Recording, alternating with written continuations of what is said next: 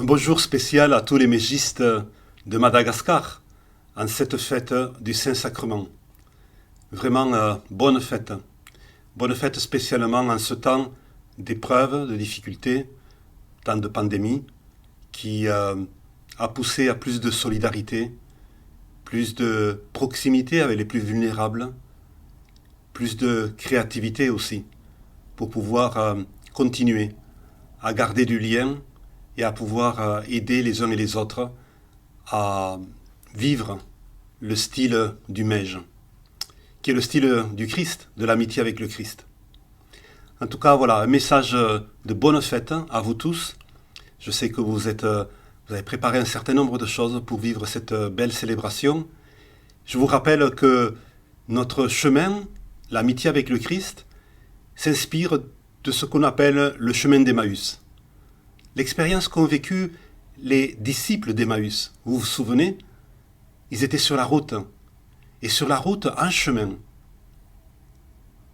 le ressuscité, le Christ ressuscité, les a aidés à reconnaître à travers les Écritures, à travers la Bible, sa présence et son action, tout ce qui parlait de lui. Notre amitié avec le Christ se nourrit de la parole de Dieu, se nourrit de l'Écriture, de la Bible. Nous devons la manger chaque jour. Vous vous souvenez aussi que les disciples d'Emmaüs, ils ont reconnu le Christ dans le partage du pain, l'Eucharistie. Non pas seuls, mais ensemble, en communauté. L'enjeu là aussi de vivre ensemble cette fraternité du partage du pain, même si actuellement peut-être c'est plus difficile, mais cette fraternité, cette communauté où nous reconnaissons la présence du Christ au milieu de nous, à travers la célébration eucharistique. Le Christ est là, il est avec nous, et il nous accompagne. Et vous savez bien que cette expérience de l'Eucharistie, qui nous transfigure, nous transforme, nous rend plus proches à son cœur, nous configure à lui. Cette expérience nous conduit à être au service de sa mission. Et c'est pourquoi les disciples d'Emmaüs, tout de suite après cette rencontre bouleversante, ils sont mis de nouveau en route, ils sont retournés vers Jérusalem pour raconter cette bonne nouvelle aux autres disciples. Nous aussi, cette expérience personnelle du Christ, cette amitié profonde avec lui, à l'écoute de la parole de Dieu, transformée par l'Eucharistie, qui nous donne sa capacité d'aimer comme lui, nous conduit sur les routes à annoncer sa bonne nouvelle, et en particulier auprès des plus pauvres, des gens en difficulté, des plus vulnérables. Cette mission de compassion pour le monde est la nôtre, comme nous dit le chemin du cœur en ce mois de juin, qui est le fondement de notre mission. Voilà, alors je vous souhaite une bonne fête, à l'écoute et dans ce chemin que les disciples d'Emmaüs nous proposent, pour reconnaître le Christ ressuscité dans vos vies, pour pouvoir être des hommes et des femmes de discernement, dociles à son esprit. Plus que jamais, nous avons besoin de mégistes dociles à l'esprit du Christ pour vivre et incarner l'Évangile aujourd'hui à Madagascar. En union de prière avec vous et bonne fête vraiment à chacun.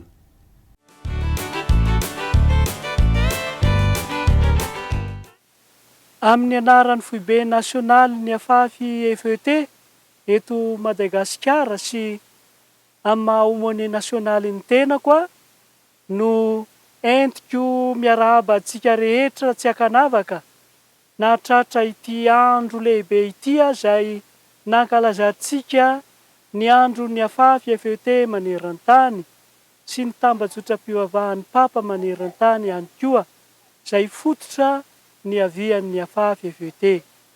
Miarahaba antsika rehetra satria andro lehibe loatra ho antsika ity andro anio ity.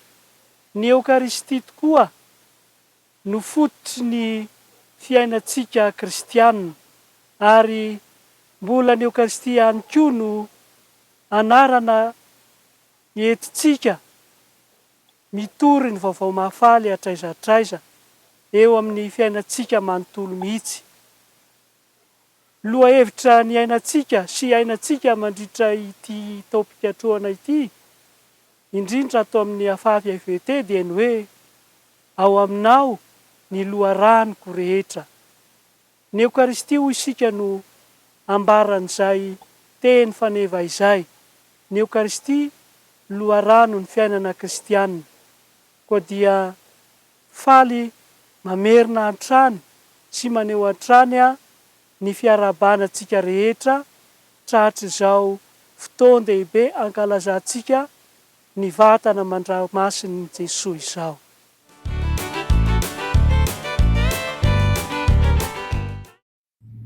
À l'occasion de la fête du Saint-Sacrement, cette fête de l'Église qui rappelle à tous les mégistes du monde entier leur histoire, leurs origines, de la croisade eucharistique jusqu'au mouvement eucharistique des jeunes.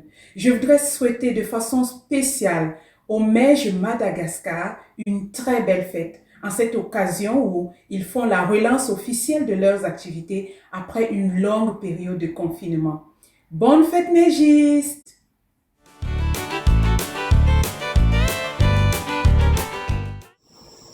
Afafy, ina manarehetra afafy fety any Madagascar, ombantsika niny mpiadana ny Kristy. Nous vous souhaitons une excellente fête du Saint-Sacrement et vous savez que c'est la fête titulaire du Mège et notre souhait le plus vif, le plus ardent est que vous continuez de vivre selon le style de Jésus. Hoy namanareo rehetra ty Congo, iza tena tianareo. Havitema.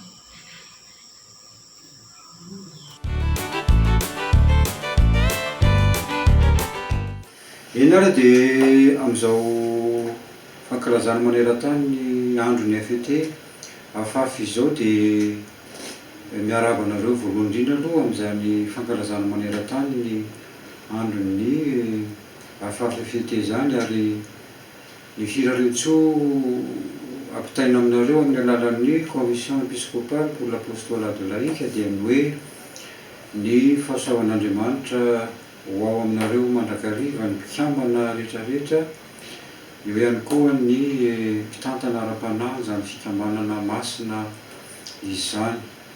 Dia ny Eukaristia no ivon'ny aim-panahinareo, manambara ny Eukaristia izay hoe ivon'ny aim-panahinareo izay dia firariana ho anareo ary dia ny hoe engane ny afafy fety manerana ny Madagasikara ho Eukaristia ho an'ny hafa, hitondra fitiavana, fiadanana sy hafaliana ho an'ny hafa eo anivon'ny fianakaviana, fiarahamonina sy ny firenena, fa indrindra eo anivon'ny Eglizy eto Madagasikara.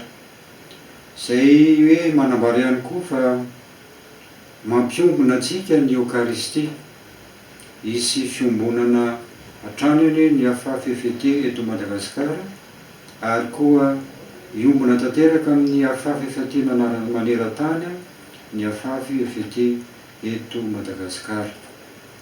Ny fahasoavan'Andriamanitra ho aminareo mandrakariva ary ny vavaky masina Maria Virginy hitaritarana anareo amin'izay rehetra ataonareo amin'ny sehatra hikatroanareo. Mirary soa indrindra.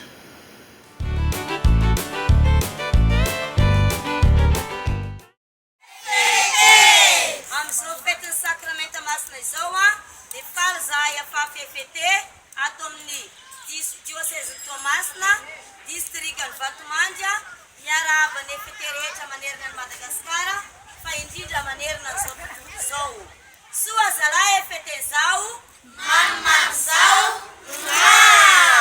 avitema! Avitema!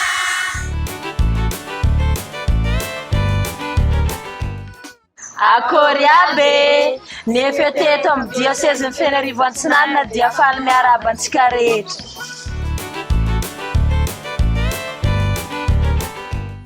District Fianaravo B, diocèse ny Tsoromandidy dia faly miarahaba antsika fety rehetra maneran-tany tratry ny fetin'ny sakramenta masina. Dia samy ho salama avekitra antsika tsirairay avy. Efety hatrany hatrany vonina.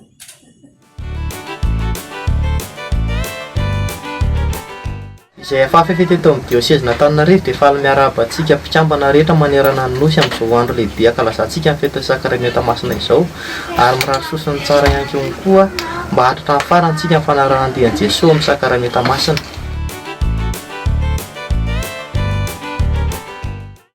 Afafy izahay afafefety eto amin'ny diocèse ny Fianarantsoa dia faly miarahaba antsika rehetra afafefety manerana ny nosy tratrin'izao fetiny sakramenta masina izao. Ny fetin'ny sakramenta masina moa dia fetiny fete maneran-tany ihany koa fankalazana ny Eukaristia izay fototry ny fiainan'ny fete. Ko dia miarahaba antsika rehetra tratry ny fety ary mirary soa ihany koa bonne fety ave.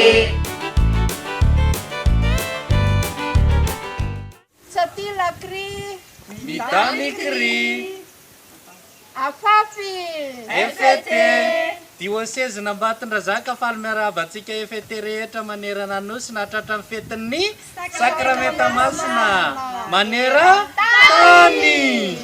Velavelona opontsika ane Jesosy mandrakizay avitemo.